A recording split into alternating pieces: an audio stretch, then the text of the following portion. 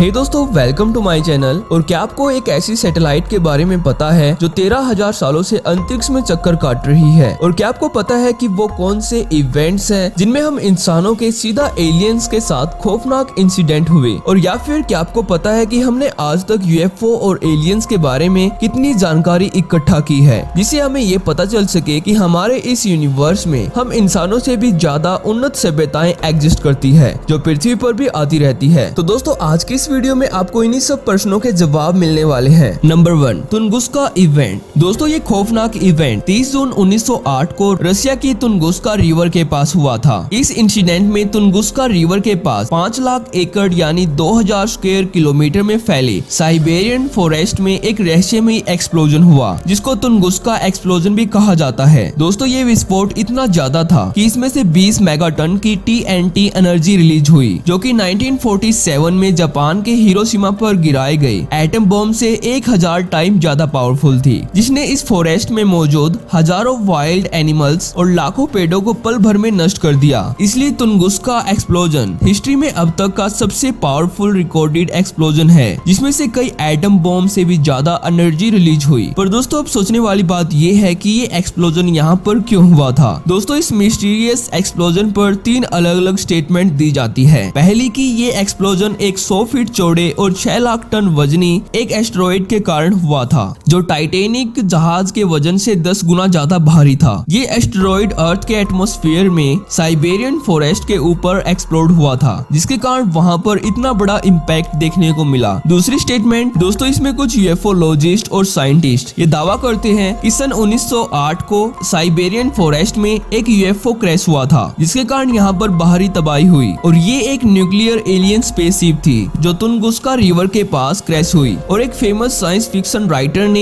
एक स्टोरी में ये तक भी लिखा कि ये एक्सप्लोजन मंगल ग्रह से आई न्यूक्लियर स्पेसशिप के क्रैश होने से हुआ था जिसने पल भर में 2000 स्क्वायर किलोमीटर के फॉरेस्ट को नष्ट कर दिया। तीसरी स्टेटमेंट इस एक्सप्लोजन पर दी जाती है कि ये इंसिडेंट निकोला टेस्ला की डेथ रे के एक्सपेरिमेंट के कारण हुआ था। दोस्तों, निकोला टेस्ला के मिस्टीरियस एंड पावरफुल इन्वेंशन के कारण ही इसमें ऐसा कहा गया था। पर डेथ रे का एक्सपेरिमेंट 1930 के दशक में टेस्ट करने के एविडेंस मिलते हैं। दोस्तों, इस रहस्यमयी विस्फोट पर बहुत सारी अलग अलग थ्योरीज दी जाती हैं, पर आज तक कोई भी पक्के तौर पर ये कह नहीं सका कि ये खौफनाक इंसिडेंट किस कारण हुआ था। Second, black knight satellite. दोस्तों, black knight satellite conspiracy theory में ये दावा किया जाता है कि दूसरी सभ्यताओं की एक स्पेसक्राफ्ट पृथ्वी के पोलर ऑर्बिट में लगभग 13,000 सालों से चक्कर काट रही है जिसके एग्जिस्टेंस को नासा ने छुपाया हुआ है। और साथ में ये भी दावा किया जाता है कि इस एलियन सैटेलाइट के द्वारा भेजे गए सिग्नल्स को निकोला टेस्ला ने सन 1899 में अपने रेडियो एक्सपेरिमेंट्स में रिसीव किए थे, जिसके बारे में निकोला टेस्ला के द्वारा बताया गया था कि इन्होंने अपने एक्सपेरिमेंट के दौरान पृथ्वी के बाहर से आने वाले अजीब रेडियो सिग्नल्स को रिसीव किया था। पर अगर दोस्तों नासा की माने तो इस फोटो में दिख रही ब्लैक नाइट सैटेलाइट को नासा ने सन 1998 में अपने पहले स्पेस शटल मिशन जो कि इंटरनेशनल स्पेस स्टेशन के लिए लॉन्च किया गया था। इस मिशन के दौरान नासा के एक एस्ट्रोनॉट ने ब्लैक नाइट सैटेलाइट को कैप्चर किया था और नासा ने इसे स्ट्रेंज एंटिटी STS-088-72466 का नाम दिया जो कि लो अर्थ ऑर्बिट में फ्लोट कर रही थी। पर दोस्तों, इस मिशन में गए नासा के एक एस्ट्रोनॉट जेरी रोस के द्वारा ये भी कहा जाता है कि जब वे इंटरनेशनल स्पेस स्टेशन में अमेरिकन मॉड्यूल को रशियन मॉड्यूल से अटैच कर रहे थे तो तब उनका एक थर्मल ब्लैंकेट स्पेस में चला गया था और ये फोटो उसी ब्लैंकेट का था जिसको बाद में ब्लैक नाइट सैटेलाइट का नाम दे दिया गया। पर दोस्तों, बहुत सारे साइंटिस्ट और यूएफओलॉजिस्ट का ये दावा है कि इस फोटो में जो चीज दिख रही है वो कोई थर्मल ब्लैंकेट नहीं बल्कि एलियन स्पेसक्राफ्ट है जो कि 13,000 सालों से पृथ्वी के पोलर ऑर्बिट में स्थापित है। Number 3, Hessdalen light. दोस्तों, हैशडलन लाइट एक रहस्यमयी अनएक्सप्लेन्ड लाइट है जिसको सेंट्रल नॉर्वे की हैशडनल वैली के 12 किलोमीटर लंबे एरिया के ऊपर नोटिस किया जाता है। दोस्तों, हैशडनल लाइट्स एक मिस्टीरियस फिनोमिना है जिसको वैली के ऊपर दिन और रात दोनों के टाइम देखा जा सकता है। ये लाइट ब्राइट व्हाइट, येलो और रेड कलर की दिखती है जो कुछ सेकंड से लेकर 1 घंटे से भी ज्यादा टाइम तक दिख सकती है। ये मिस्टीरियस लाइट कई बार हाई स्पीड से मूव करती है और कई बार काफी ज्यादा स्लो मूव करती है। इस अनयूजुअल लाइट को पहली बार सन 1930 में रिपोर्टेड किया गया था, पर 1981 से लेकर 1984 तक इसकी हाई एक्टिविटी रिपोर्टेड की गई। इन सालों में ये लाइट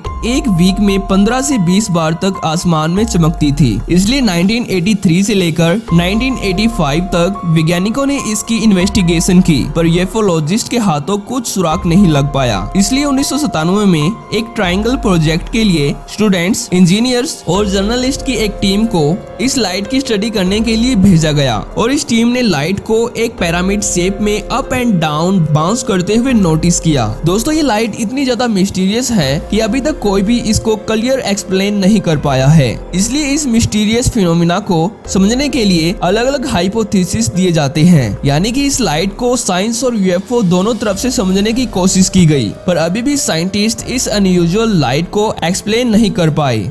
नंबर 4, फीनिक्स लाइट्स। दोस्तों, फीनिक्स लाइट्स, जिसको लाइट्स ओवर फीनिक्स के नाम से भी जाना जाता है, फीनिक्स यूएसए के स्टेट एरिजोना की एक जगह का नाम है। दोस्तों, ये बात है 13 मार्च 1997 की, जब अमेरिका के स्टेट एरिजोना, नेवाडा और मैक्सिकन स्टेट के ऊपर एक वी शेप्ड स्ट्रक्चर में लाइट्स दिखाई दी। ये लाइट एक वी शेप्ड क्रम में आगे बढ़ रही थी, जिसको 13 मार्च 1997 की रात को 7:30 से लेकर 10:30 मिनट तक हजारों लोगों ने अमेरिका के अलग अलग शहरों के ऊपर नोटिस किया, और जिन चश्मदीद गवाहों ने इसको काफी करीब से देखा था, तो वे दावा करते हैं कि ये एक ट्रायंगल शेप्ड एलियन स्पेसशिप थी, जो देखने में काफी ज्यादा बड़ी और डरावनी थी, जिसकी स्ट्रक्चर पर वी शेप में कई लाइट्स थी। पर दोस्तों, इस खौफनाक इंसिडेंट पर यूएसए गवर्नमेंट कहती है कि 1997 की रात को A-10 वॉरथॉग एयरक्राफ्ट से बहुत सारे फ्लेयर्स ड्रॉप किए गए थे, जो कि यूएस एयरफोर्स की ट्रेनिंग का एक हिस्सा थी।